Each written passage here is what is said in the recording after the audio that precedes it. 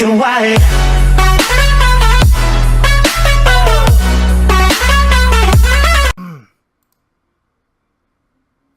What is up, guys? That College Gamer here.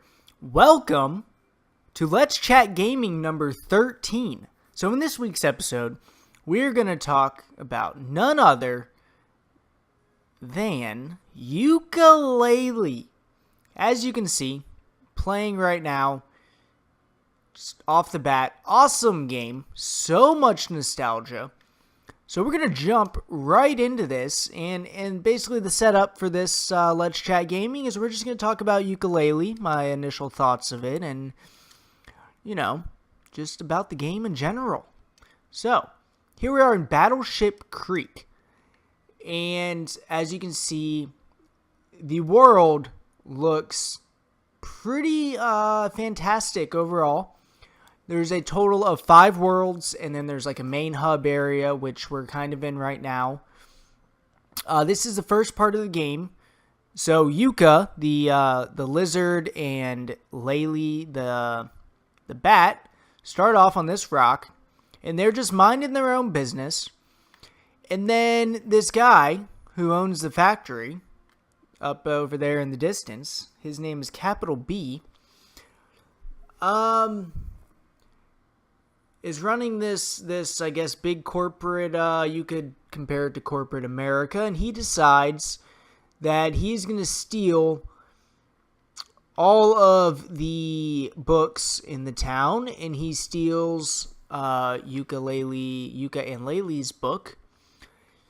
And so the entire game in a nutshell, in a really dumbed down version, is there are the pages of the book go everywhere, so that he is unable to get the pages. And they are called pages in the game. And so the entire game is based around Yooka and Laylee finding these pages and getting the book back so that Capital B cannot destroy the world with this book of knowledge. So there you have it. There's the super dumbed down version of Yooka-Laylee. So here we are in his tower, and to give you a little picture, there's Capital B chilling up there. It's like a statue of him. And yeah, so a little background on Yooka-Laylee here. It is a Banjo-Kazooie spiritual successor, is what many are calling it. The makers of this game started a Kickstarter campaign. They used to be on the Banjo-Kazooie team back in the day with Rare Gaming and all that. And they decided they wanted to, as you can see, sidetrack, loading menus look very similar to Banjo-Kazooie. So any Banjo fans out there, get this game. But yeah, so they wanted to, give the fans a little tribute to the old Banjo days, because there's not many games like that nowadays, right? And so that's what they did. They started a Kickstarter, ended up raising well over goal, developed the game, and here we are. So there's various reasons as to why they left and why they broke off, but we won't really get into that. But we will get into, look at how beautiful this particular world is. So, playing off the whole how it's similar to Banjo, there are a ton, and I mean a ton, of collectibles in this game. And that's one of the biggest draws to Yooka-Laylee. So I have about 6.5, 7 hours on the game thus far. So I have not beaten the game, but I wanted to give, my take and just talk about the game and my experience up until this point. So these are overall totals across the entire game. There's going to be 145 pages throughout the game. Okay, and as you can see, I have 22. So I've got a long way to go. So pages unlock new worlds. Feathers on the top right corner there. I have 267 out of 1010. And those are going to be how you unlock abilities. Certain abilities cost a certain amount of feathers. So you're going to want to unlock, as many of those as possible. And there's roughly, I think, 200 feathers in each of the 5 worlds. And you go talk to a snake character named Trouser. And, you can exchange feathers for different moves, and he can teach you over time. And then the 4 things in the middle are different boosts and things to unlock during each world. So, for instance, the play coin, the 1 out of 5 there, is to unlock pretty much a mini game with one of the characters where you play a retro game. And in return of beating the high score, you get a Pagey. Pretty cool. And then the 5 ghosts on the bottom, there are 1 of each ghost type in each of the 5 worlds. So you're going to find 25 of these total, and they're called Ghost Riders. And they're hidden throughout the worlds and kind of difficult to find. To be honest with you, they take a little bit of thinking and strategy to get there. So here's the same looking characters that, enemies, not characters, that we're going up against there. And they're kind of world specific. Here's another cool little character. So, up until this point, another cool thing, real quick, is you got Shovel Knight in here. What's up, Shovel Knight? Did not expect to see Shovel Knight chilling in Yooka-Laylee. Great addition. Could not be more pleasantly surprised with that. And the world goes all the way, as you can see in the distance up there. You can go up there. It is part of the expansion there. So each world expands 1 time beyond what it initially is. So, for instance, this world was probably half the size of what it was before I got the expansion. And the way you get the expansion is through pages. So another use case for those pages, and another incentive for finding all of them. Really opens up the world and brings another aspect to the game. And just looking around, absolutely stunning visuals on this particular world. There are some, one of the worlds that the casino world, which I'm not going to go to at this time. It's a little lacking, but people are freaking out about it. But there is, a good amount of stuff to do in the world, so that's cool. Overall, 4 out of the 5 worlds are awesome, and definitely recommends, testing out all 5 worlds. If you want to beat the game, you kind of have to. So, other things that I can't go this way. Oops. People are... One of the concerns, I guess, let me get to that, is that it's not enough, people are saying it's not in tune with modern gaming enough. Meaning it has its shortfalls, it has its, camera angles that are messed up. A lot of people are saying camera issues with it. There are numerous just levels can drag on and get boring. They're saying the game's not big enough. And just for my point of view is these worlds are massive, a lot bigger than I thought they would be. When I first, got the game, and as the game was being announced, I did not think it was going to be this massive of a world, just because I was expecting, smaller Banjo-Kazooie-like world sizes, I guess, just based on what I was reading and things like that.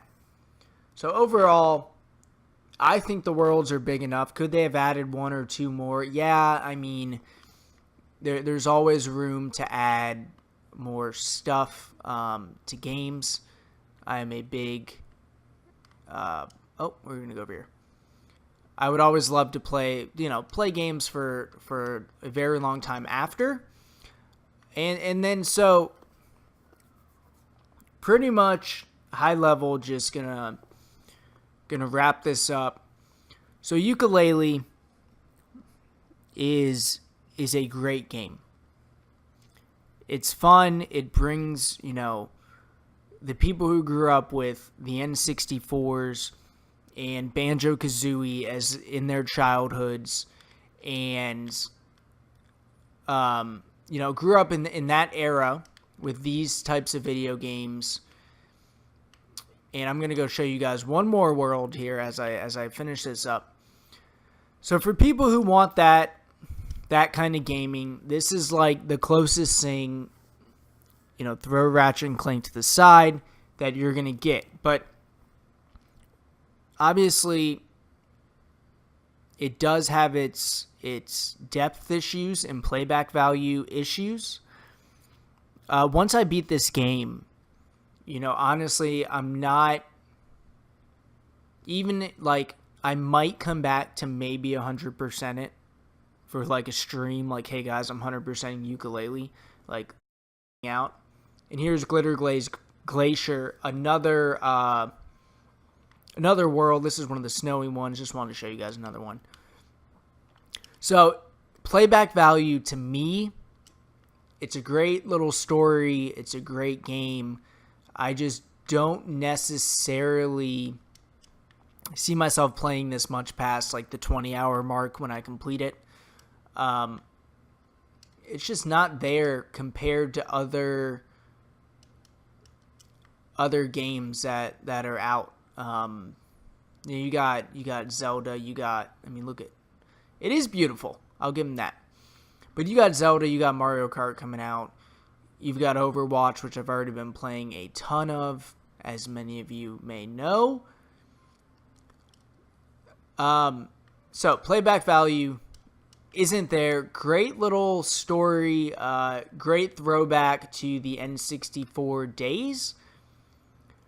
And it's it's nice to see that people are still, developers are still wanting to go back to this era. But I think there's going to have to be in the future some give and take of, how much alike do we want to make this to older games, N64 era, and then what aspects of, newer games should we include to make sure that experience is carried throughout, and matches up with modern gaming expectations. I don't see much of the younger crowd necessarily understanding the value of this game and what it means, just because they don't have the history that a lot of us have. But, for the people that are in their 20s and early 30s, they understand what this game means and all that. And then the last thing that we need to remember is this game was pretty much built to be almost like a gift to the Banjo-Kazooie fans and things like that. It wasn't necessarily built to be the greatest end-all, be-all game of all time, right? This wasn't meant to be the Breath of the Wild of this era, right? So, wrapping it up, I look forward to the future of Playtonic Games, the creator of this beautiful and fun adventure game, and it's really nice, understanding, or not understanding, I guess, getting back into the older style games and getting a blast from the past here. Well done, Playtonic.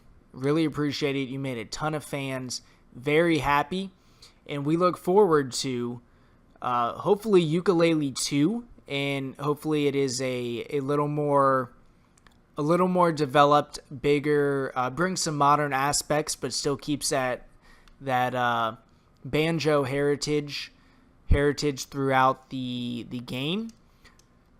So final thought, I recommend buying this game. It will probably drop in price very, very soon, honestly, into the $30 range. If you have a Nintendo Switch, I would wait until you get it on Switch, because I think this game would be awesome on the Nintendo Switch. I'm playing on Xbox One. I think it would be awesome to play this on the go and just with the Joy-Cons and the whole 9 yards there. So if you have a Switch, I recommend holding off and playing Breath of the Wild, among other games that are coming out. So drop a comment below. If you're playing Yooka-Laylee, what are your thoughts? Do you agree with my outlook on this game? What do you want to see from Playtonic in the future? Drop a like if you found this entertaining. If you enjoyed the video, subscribe to the channel. Check me out on Twitch. And we will catch you all next week on another Let's Chat Gaming. Thanks for stopping by. Later, y'all.